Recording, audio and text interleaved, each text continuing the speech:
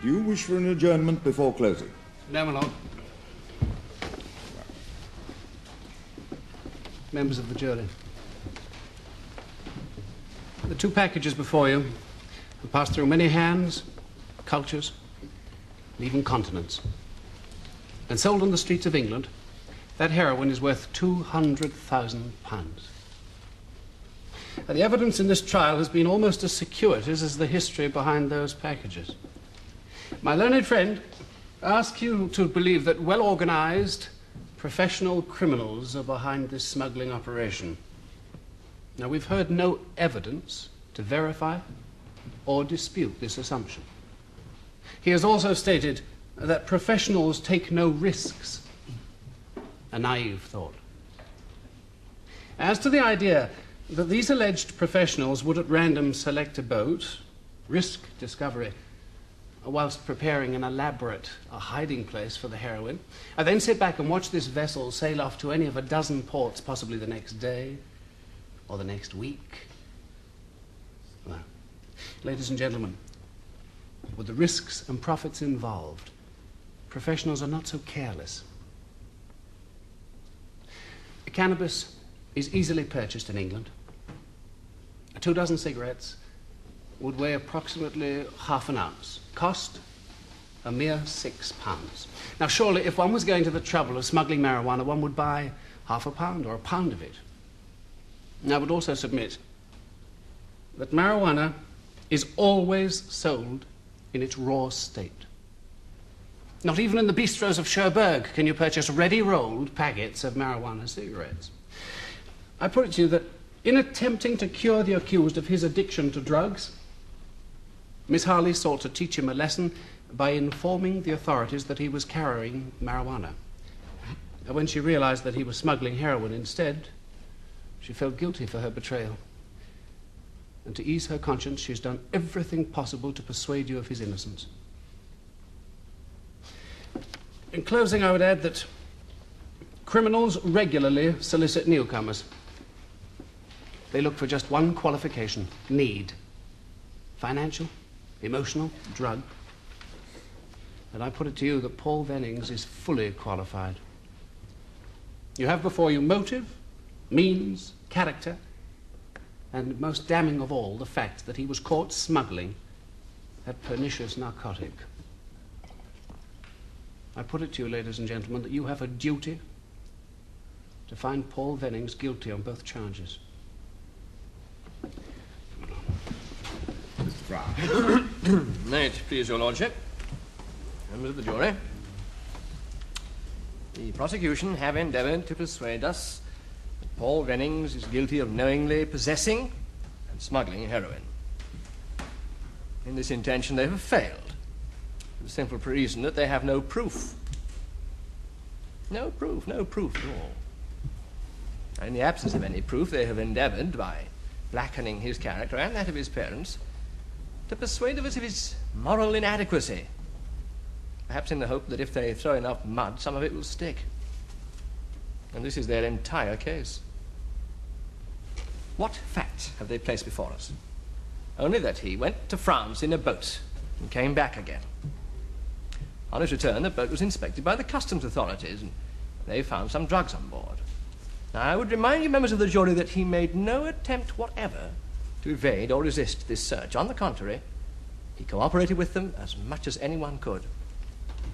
Now, I ask you, members of the jury, what man, knowingly in possession of £200,000 worth of illicit drugs, would calmly sit in his boat and wait for them to be found by the very people who could do him the greatest harm? Is that the action of a guilty man? Some of you may feel that the sudden decision of the accused not to attend this court was indicative of guilt. But was it? Was it even a clear-cut decision? Or was it, as his lordship has indicated it might be, a blind impulse, a sudden reaction of a young, vulnerable person taunted beyond endurance and unable to hide his pain? And I would remind you that he will not escape your verdict by running away. You will give your verdict, and when he's found, he will have to answer to it. Now, my friend has consumed a great deal of time and energy in cross-examining the fiancée of the accused. But to what end? I suggest that we waste no more time in speculating about her motives for attending this court, and give our minds instead to the business we are here to decide, which is whether Paul Vennings is guilty of the charges that have been laid against him. Now I ask you, do you believe that the young man who fled this court in tears would ever summon the nerve to sail up the Thames with a small fortune in heroin on his boat? No, members of the jury, it simply will not do. We are dealing here with a boy. A spoiled and headstrong boy, perhaps, but a boy. A raw individual who could never hope to survive in the world of organized crime. It is the case for the defense that he was an innocent tool used by professional criminals entirely without his knowledge. Everything indicates his complete ignorance of the fact that the drugs were on board his boat. The prosecution's case rests on the single fact that he motored a boat across the channel on which hidden drugs were found. But I say to you, members of the jury, that single fact alone is not enough to convict him. It is up to the prosecution to prove that he was a knowing party to the presence of the drugs. And proof of this they have utterly failed to bring. Thank you, Mr. Fry. Ladies and gentlemen of the jury, this has been a somewhat turbulent case for you to assess. You heard the accused break down under cross-examination, shouting that he wished to change his verdict to one of guilty so as to have done with this trial. Now, this could well be construed as a form of confession, and you must examine this possibility most closely when considering your verdict. Then, this morning, you are confronted with a situation where the accused has absented himself from these proceedings. I urged you earlier not to prejudge him on that action, and I see no reason to change that advice to you at this stage. Members of the jury, have you reached a verdict on which at least 10 of you are agreed? We have, sir. On the charge of unauthorized possession of drugs, do you find the accused guilty or not guilty? Guilty. Is that the verdict of you all or by a majority? By a majority. And what is that majority, please? 10-2. Thank you. On the second charge of improper importation of goods, do you find the accused guilty or not guilty? Guilty. And is that the verdict of you all or by a majority? By a majority. And what is the majority, please? 10-2. Thank you very much indeed. Thank you.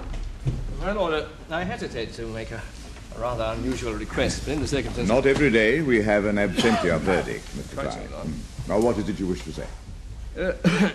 There has been a development which I would be obliged if your lordship would consider in terms of mitigation. It appears that during the juror's withdrawal, the accused telephoned his solicitor's office. He spoke to the senior partner, Mr. Clarkson. He was in a disturbed state and rang off before any clear instructions could be given to him, but there seems to be a strong possibility that he intends to give himself up to the police. Possibility, you say? But it seems that he was anxious, frightened that if he gave himself up, the police might claim that he'd been apprehended. So he wishes to liaise with his lawyers first, is that it? I take that to be the case, Lord. Yes. Well, you're right, Mr. Fry. It could be a factor of mitigation. Could be. Very well. I will delay pronouncing sentence for 24 hours until this time tomorrow. And let us hope that the young man has come to his senses by then and is present to hear me. Paul Brandon Vennings, you have been found guilty of most serious crimes. Fortunately, you have had the sense to surrender yourself to the consequence of this verdict.